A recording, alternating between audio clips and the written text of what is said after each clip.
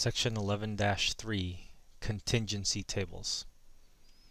The main idea in this section is to look at contingency tables or two-way tables, where the frequencies and counts of categorical data are arranged in a table with at least 2 rows and 2 columns.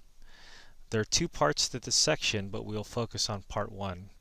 Part 1 will look at the method for testing the claim that the row and column variables are independent. In the second part, you can read through the textbook and see that the test for homogeneity will be the exact same way, except the main concept is slightly skewed from our test for independence. So we won't go over that because it's the same sort of process. We're focused on testing for independence. Just to recap the idea, a contingency table is a table where frequencies correspond to 2 variables, 2 categorical variables. And we want to make sure there are at least 2 rows and 2 columns, because if you only have 1 row or 1 column, it is essentially a one-way frequency table, which we use the goodness of fit test.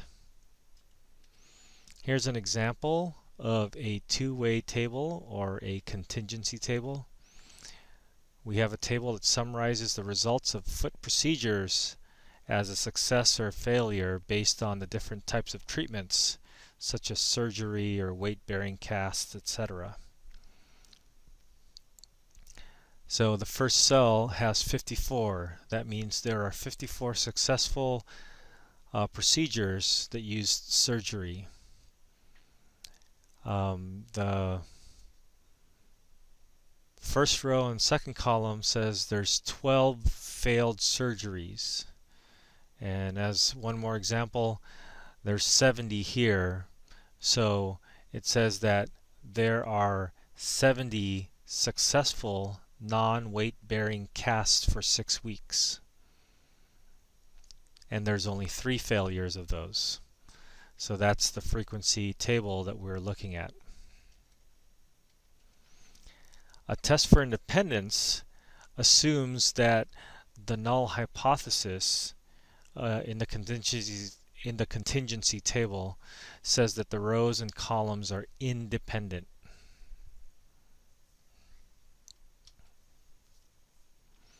So our basic requirements says that the sample data are randomly selected.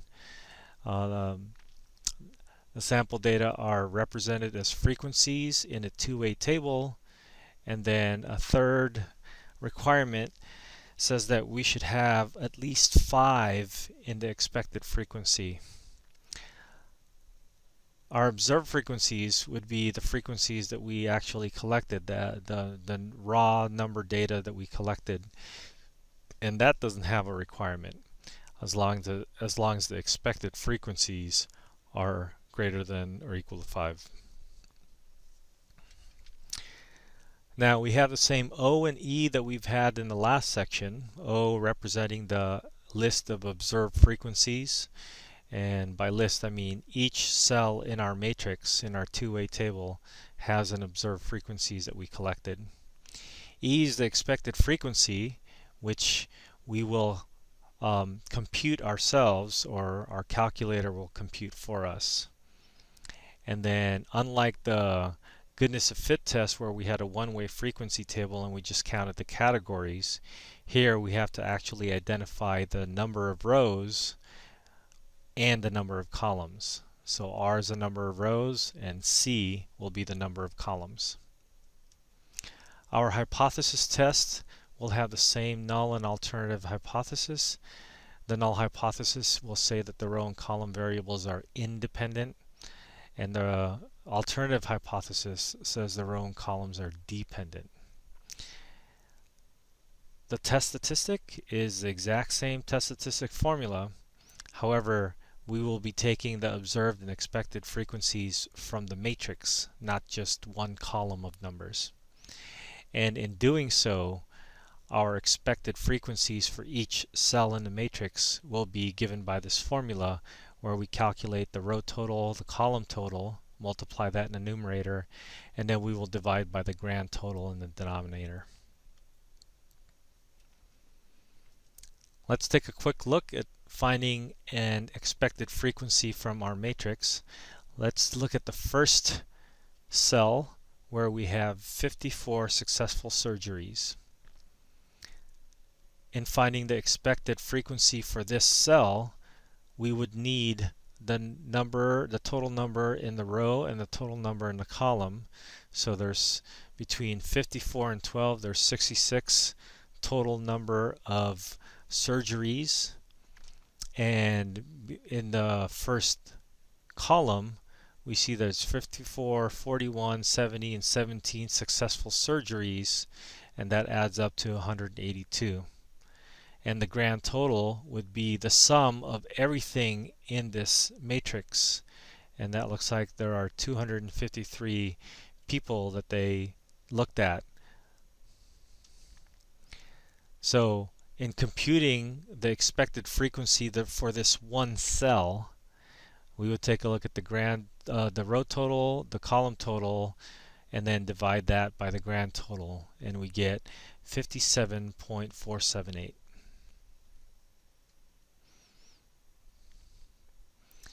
Okay, in this particular test we will rely on our calculators to find our p-values.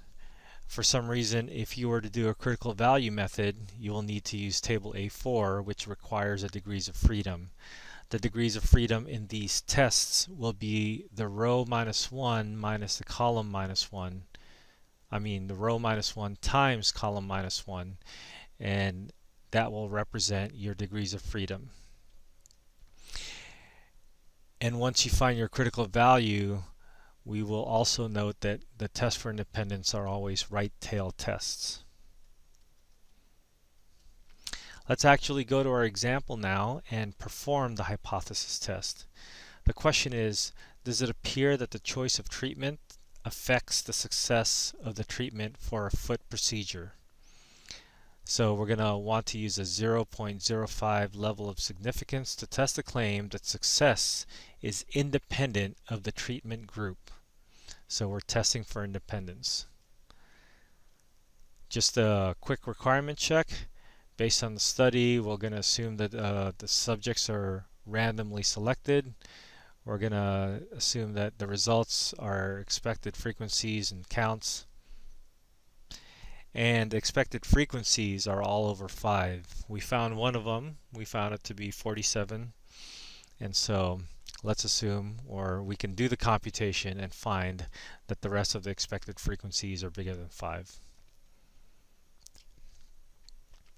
The null and alternative hypothesis would be as given. The success, that's the column variable, is independent of the treatment. The treatment would be the row variables. So success and treatment are independent, and the alternative hypothesis says that success and treatments are dependent. We're testing at a 0.05 significance. So we're just going to run through this example, and then I'll show you the calculator. So in this example, we would add up all the O minus E quantity squared divided by E business. And remember that the first cell had a 54 for the observed values. We computed a 47.478 for the expected value. And then we're going to put that into the formula. And we're going to do the same for all 8 cells. And in doing so, we get 58.393. So using a critical value method, we're going to see that there's 2 columns and 4 rows, so our degrees of freedom looks like it's going to be 3. And based on that, the critical value is going to be 7.815. And we had a pretty large test statistic. And so this is going to be clearly inside of the critical region, which will lead us to reject the null hypothesis.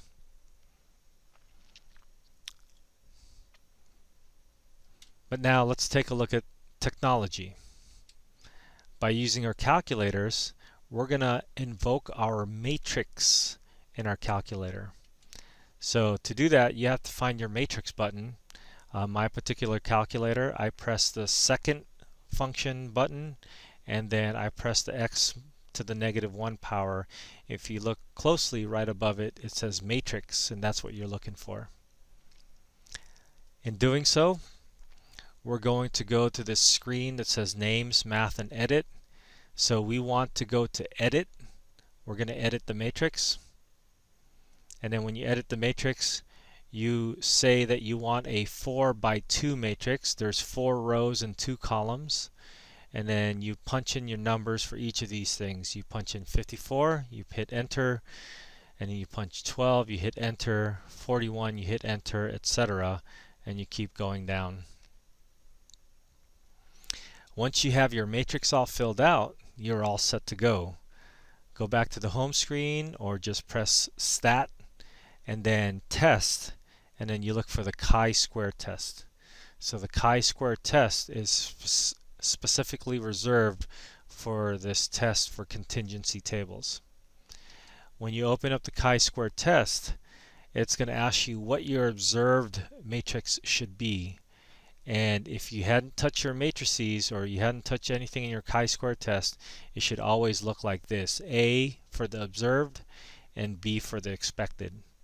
Now, I know we didn't put anything in B, and that's okay because our calculator will actually compute all the expected values and put it into the matrix. So all we had to do was handle A. Now when you press calculate, you're going to get your results. That's a 58.393, which is exactly the same as what they got when we did it by hand. And then our p-value is 1.29.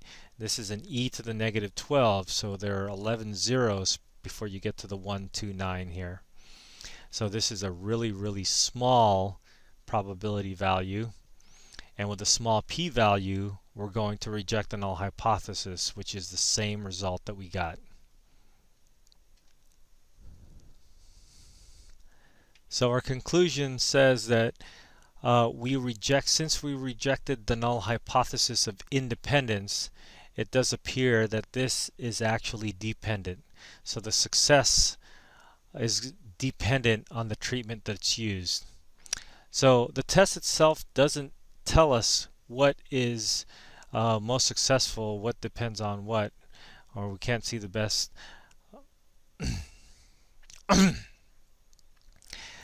So the test doesn't tell us exactly which treatment is best, but if we go back to the table and take a look at the values here, for surgeries there's an 81.8 success rate. So that's 54 divided by the sum of 54 plus 12, which was 66, and that's an 81% success rate. The weight-bearing cast has a 41 to 52 success rate, and so that's less than 50%. And that's 44.6. The non-weight-bearing cast is a 70 over 3, or 70 versus 3 success rate. So that's a 95% success rate, 96% success rate. And then the non-weight-bearing is 17 and 5, so that's 17 divided by 22, and that's a 77% success rate. So it looks like the best success rates happen when we use a non-weight-bearing cast for 6 weeks. Okay, so that's the end of our problem. And just as a quick look again, the relationship is that if we have a very large chi-squared test statistic, that will yield a small p-value, and then that would allow us to reject our null hypothesis. Okay, so for us that will be the end of section 11-3.